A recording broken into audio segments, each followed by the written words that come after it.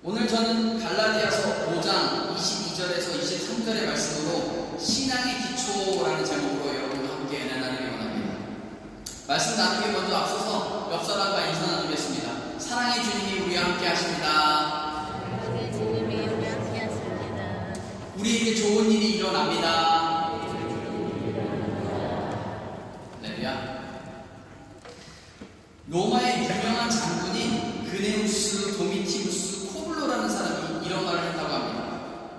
로마 군대는 곡괭이로 싸운다라고 말했습니다. 로마 군대는 어디로 이동할 때 이동하는 법, 이동해서 야영하는 것, 밥하는 것, 모든 것에 대한 매뉴얼이 있었고, 그 매뉴얼대로 모든 것을 한다고 합니다. 그래서 로마 군대는 곡괭이로 전투한다는 말은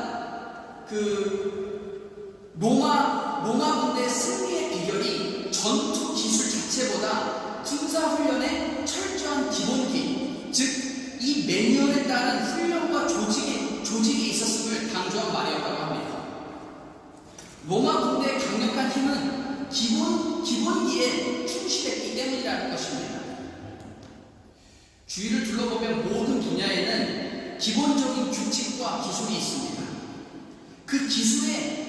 그 기본기에 충실한 사람이 결국 승리하고 성공한다는 것입니다. 저 역시 예전에 탁구를 배운 적이 있습니다. 거의 이제 탁구를 하다가 거의 중프로급 정도 되시는 목사님을 만났어요. 만나서 저도 나름대로 탁구를 그래도 재밌게 하는 편인데 이 목사님은 아예 상대가 안 되는 거예요. 그래서 제가 이 목사님을 붙잡고 목사님 저한테 탁구를 좀 가르쳐 주십시오.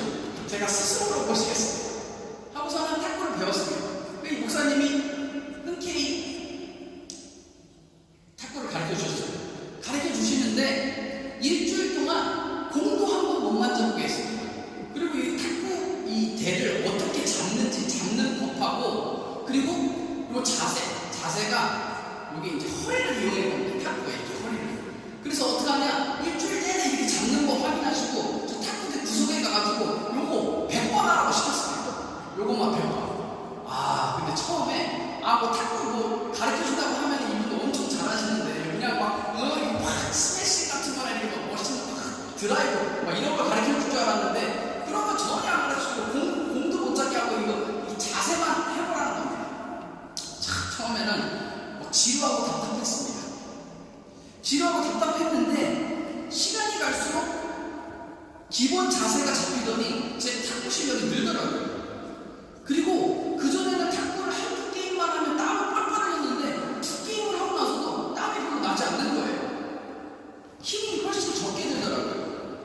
그때 제 실력 향상이 되는 걸 보고 기본기의 중요성을 다시 한번 깨달았습니다. 우리 신앙생활도 마찬가지입니다.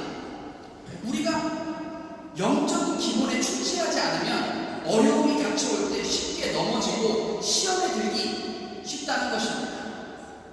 아무리 교회를 오래 다니고 열심히 봉사해도 기본이 무너지면 모든 것이 무너지게 된다는 것입니다. 그렇다면 신앙의 기초는 무엇일까요?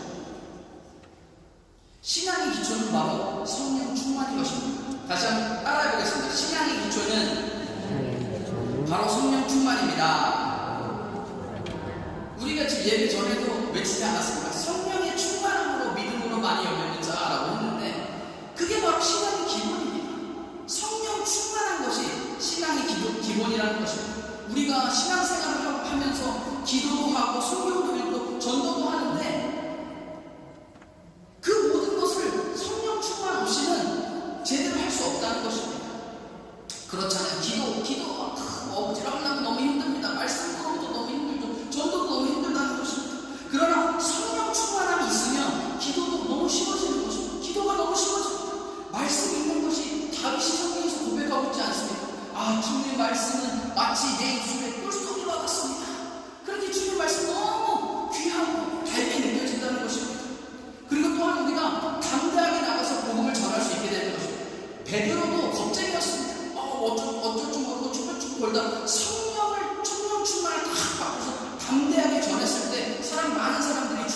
돌아오는 역사가 일어났다는 것입니다. 우리가 요즘 수요 예배 때 사도행전을 가지고 말씀을 나누고 있는데 사도행전 17장 6절에 보면 유대인들이 사도 바울과 신라를 가리켜 이렇게 이야기합니다. 저 사람들은 천하를 뒤집는 사람들이다 라고 기록한다는 것입니다. 성령 충만하면 세상을 이길 뿐만 아니라 우리가 세상을 변화시킬 수 있다는 것입니다. 여러분, 하나님께서는 우리를 축복하기 원하십니다. 그래서 우리가 세상에서 영향력 있는 사람이 되기를 원하십니다. 그래서 그 영향력으로 세상을 변화시키고 세상으로 하여금 하나님의 살아계심을 나타내고자 하신다는 것입니다. 그렇다면 우리가 성령으로 충만해지려면 어떻게 해야 할까요? 한번 살펴보도록 하겠습니다. 첫째로는 우리의 죄를 회개해야 합니다. 따라해보겠습니다. 우리의 죄를 회개해야 합니다. 베드로가 성령에 충만해서 복음을 담대하게 전할 때 복음을 들었던 사람들이 마음에 찔렸다고 그랬어요. 그 복음을 들은 사람들이 마음에 찔려서 막 그러면서 뭐라고 하냐, 우리가 어찌하고 라고 물었다고 합니다. 그때 베드로가 이렇게 대답합니다. 사도행전 2장 38절에 이렇게 기록합니다. 베드로가 이르되 너희가 회개하여 각각 예수 그리스도의 이름으로 세례를 받고 죄 사함을 받으라. 그리하면 성령의 선물을 받으리니 라고 기록합니다. 여러분, 성령은 회개의 영이십니다. 우리가 회개하고 마음을 깨끗이 할 때, 정결케 할 때 성령이 우리 안에 임하시는 것입니다. 또한 성령께서 오시면 성령이 하시는 일 중에 대표적인 일 중에 하나가 뭐냐, 우리로 하여금 우리 죄를 깨닫게 해주신다는 것입니다. 우리가 알고 지은 죄, 모르고 지은 죄, 그 모든 죄들을 깨닫게 하시고 회개케 해주시는 것입니다. 많은 부흥운동은 회개운동으로 시작했습니다. 1907년 한국 교회사의 가장 강력한 성령의 역사가 나타났던 사건이 바로 평양 대부흥운동입니다. 당시 평양 장대현 교회에서 열린 부흥 집회 중에 길선주 장로님이 공개적으로 자신의 죄를 회개하며 눈물을 흘리기 시작했습니다. 그것을 보고 그곳에 모인 많은 성도들이 자신의 죄를 하나둘씩 고백하기 시작했다는 것입니다.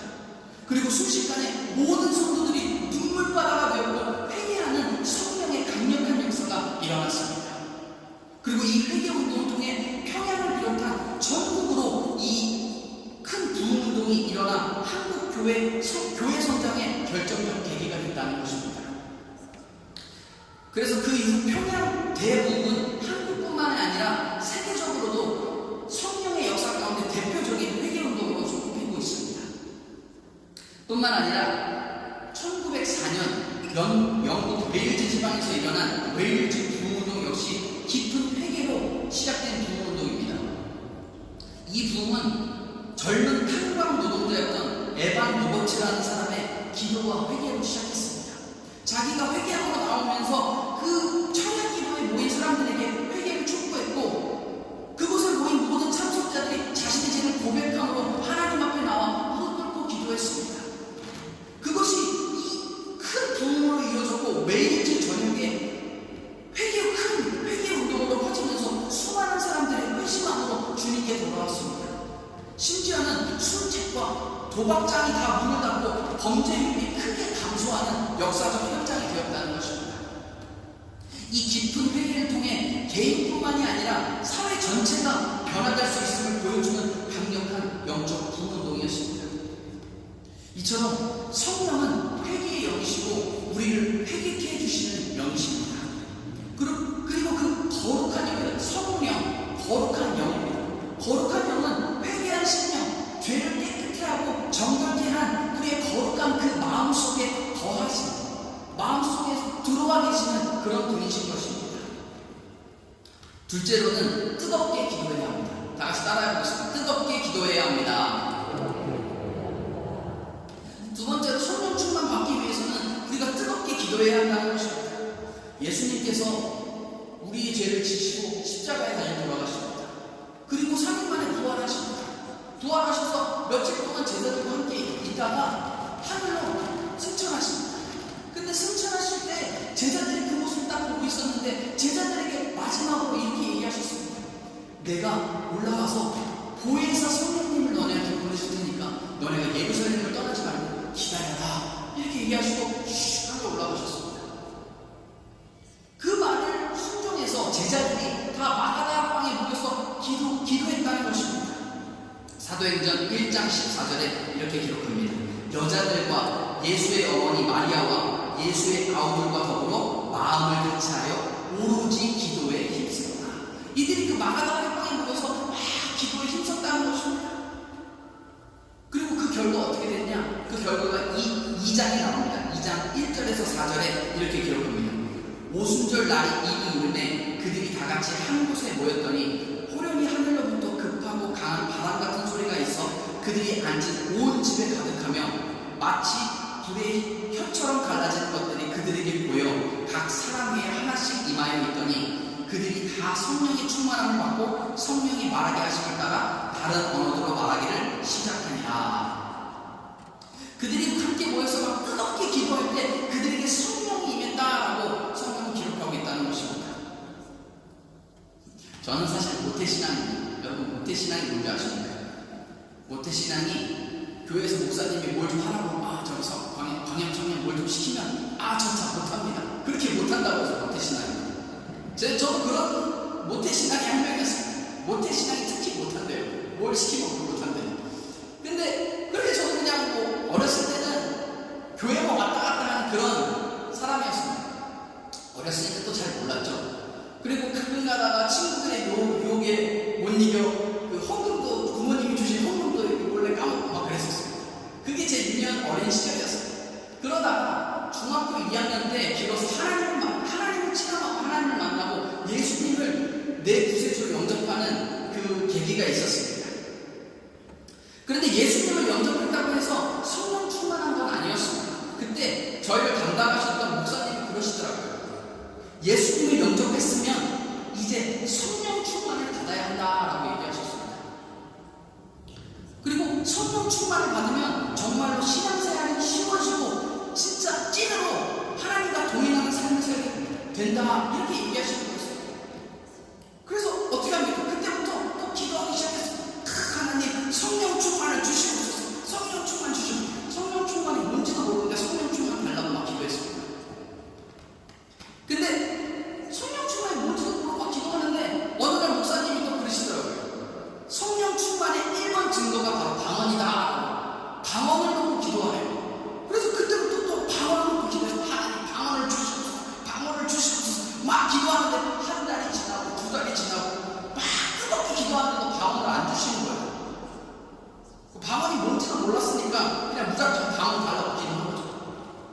근데 이제 제가 어려서부터 가끔씩 부모님을 따라서 기도원을 갔습니다. 오산리 기도원도 가고 할렐루야 기도원도 가고 기도원을 따라갔는데 그때 당시 기도원을 가면 막 그렇게 그냥 막 방언으로 기도하는 사람이 많았어요. 기도원에 막 그냥 막 따따따따따 기도하시는 분들 엄청 많았는데 보통 제가 잘 방언을 하고 싶으니까 쫙 기울여서 막 듣게 됩니다. 듣게 되니까 보통 랄랄라를 빨리 하시는 분이 많더라고요. 랄랄라를 빨리 하시는 분이 많더라고요. 그래서 그때 어린 마음의 생각에 그 랄랄라를 빨리 하는 기술이 방언이구나 이렇게 생각했습니다. 그래서 어린 마음에 그걸 막 따라했어요. 랄랄랄랄라. 근데 어려서 그런지 혀가 잘 안 풀려서 그런지 그 랄랄라가 왜 이렇게 힘든지 그 사람들 하는 것처럼 되게 빨리 안 되는 거예요. 랄랄랄랄라 안 되는 거예요. 그래서 막 답답했어요. 근데 어느 날 기도원에 부흥 강사님이 오셨는데 성령 받고 싶은 사람 손 들래요. 그리고 방언 받고 싶은 사람 손 들래요. 그래서 몇 분이 손 들었어요. 저도 구석에서 이렇게 손 들었어요. 그러니까 그분이 뭐라고 하시냐면 방언 받고 싶으면 할렐루야를 100번이든 1000번이든 외치면서 막 기도하래요. 막 간절히 기도하면 방언 받는데. 그래서 제가 구석에서 앉아서 따라했어요. 할렐루야 할렐루야 할렐루야. 방언 못 받았습니다. 그래서 저도 해보니 방언 못 받았습니다. 그런데 한 6개월 정도 그렇게 기도하던 차에 제가 이제 예수님 만나고 음악부에 들어갔어요. 음악부에 들어갔는데 음악부하고 다르고 공사부 뭐 이렇게 여러 가지 공사하는 부서들을 모아서 동계수련회를 올라갔어요. 동계수련회. 그래서 올라가서 거기서 방언 달라고 간절히 기도하는데 아이고 그날 갑자기 막 저도 모르고 랄랄라가 안 되는데 그날따라 랄랄라가 막 되더라고요. 랄랄라가 비슷한 게 막 돼요. 비슷한 게.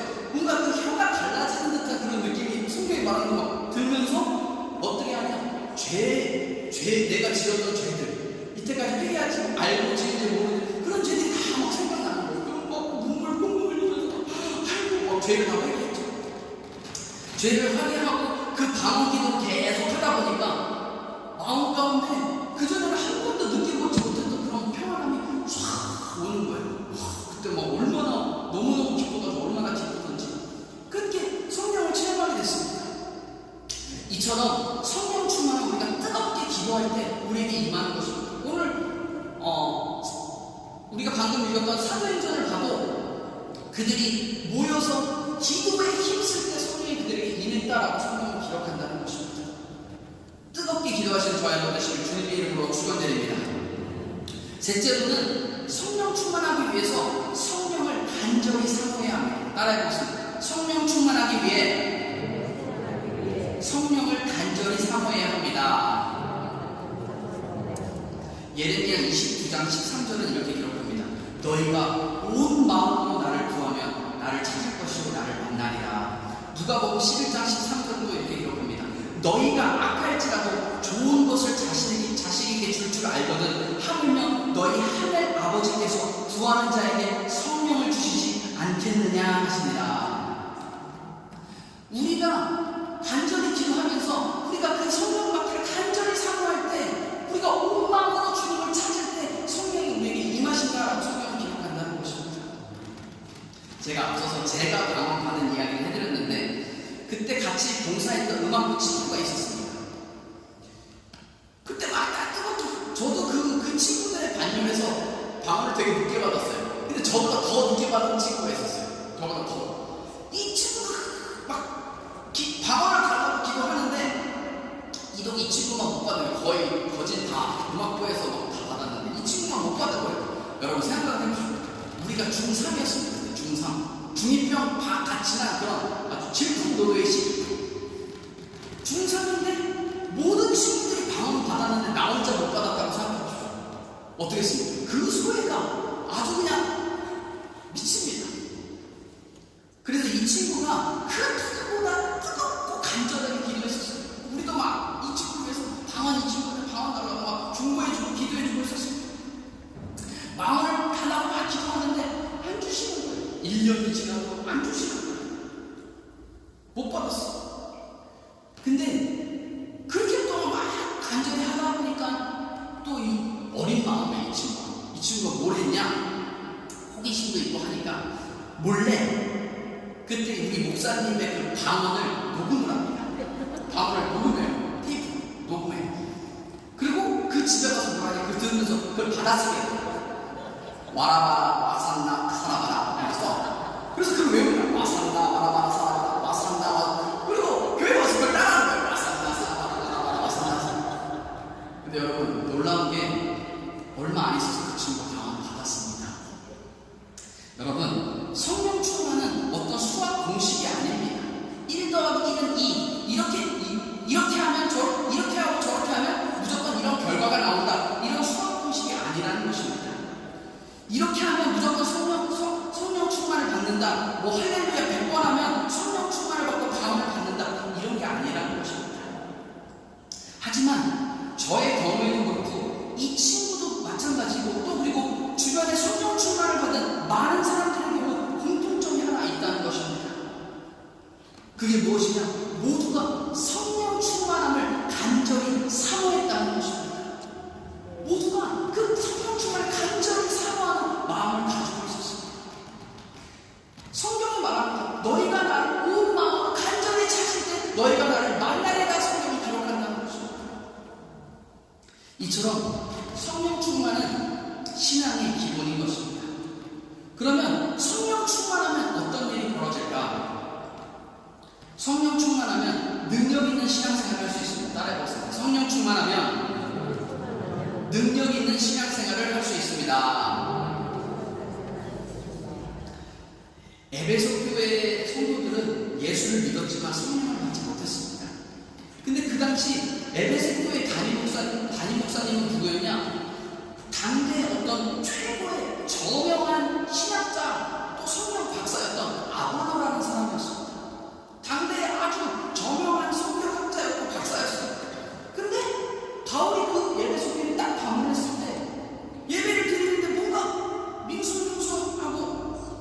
예수님을 믿는 것 같은데 뭔가 빠진 듯한 느낌인 거예요.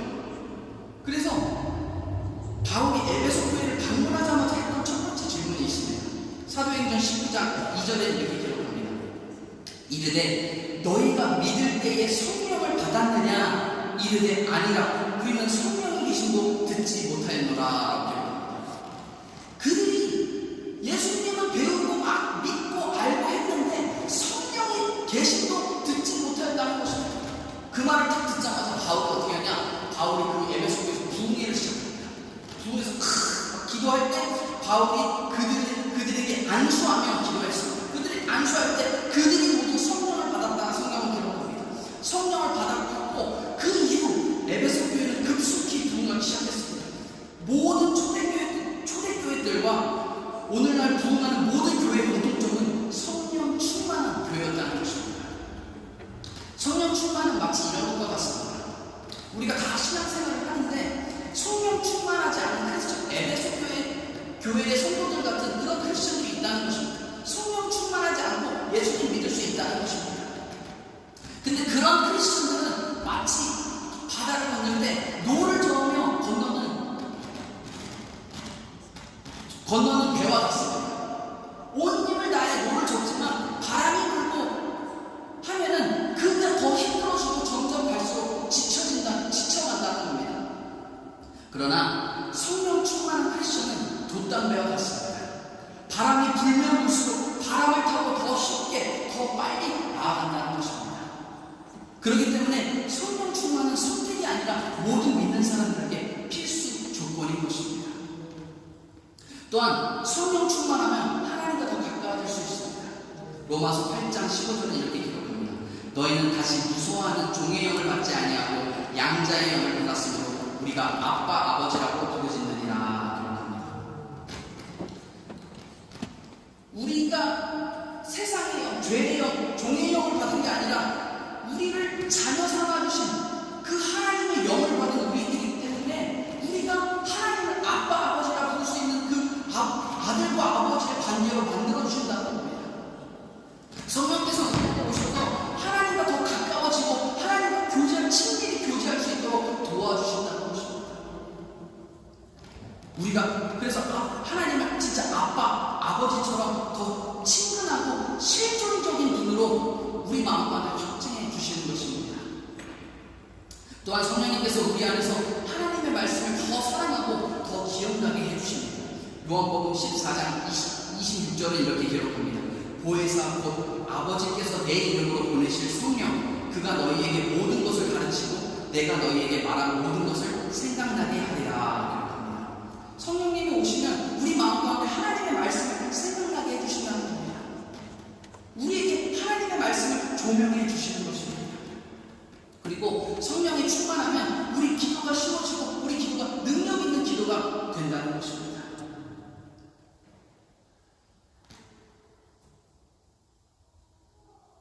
성령 충만은 그렇기 때문에 받아야 되는 것입니다. 그러면 우리가 이런 생각이 들 수 있어요. 저도 사실 뭣도 모르고 성령 충만 달라고 기도했던 시절이 있었지만 성령 충만이 뭐냐는 것이 그렇게 의문이 들 수 있습니다. 성령 충만이 그냥 다운 받는 것이냐? 그렇지 않습니다. 그래서 다음 주에 신앙의 기준 2탄 성령 충만은 무엇인가를 주제로 말씀 나누도록 하겠습니다. 말씀을 정리하겠습니다. 성령 충만을 받으려면 우리가 우리의 죄를 철저히 회개해야 합니다. 뜨겁게 기도하며 성령 충만 받기를 간절히 사모해야 한다는 것입니다. 그러면 우리가 성령 충만을 받아서 기도가 쉬워지고 말씀이 꿀송이처럼 달아지고 전도가 쉬워지는 능력 있는 신앙생활을 하게 된다는 것입니다. 우리 모두가 성령의 충만을 받아 하나님께 더 가까워지고 능력 있는 크리스천 다 되시기를 주님의 이름으로 축원드립니다.